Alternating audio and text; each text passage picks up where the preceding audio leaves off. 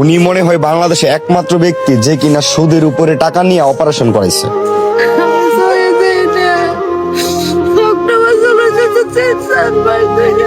উনি তো সুদের উপরে টাকা দিয়ে এই অপারেশনটা করছে, বাকি রয়েছে চোখের অপারেশন, কোমরের অপারেশন, ওইগুলো উনি কিভাবে করবে?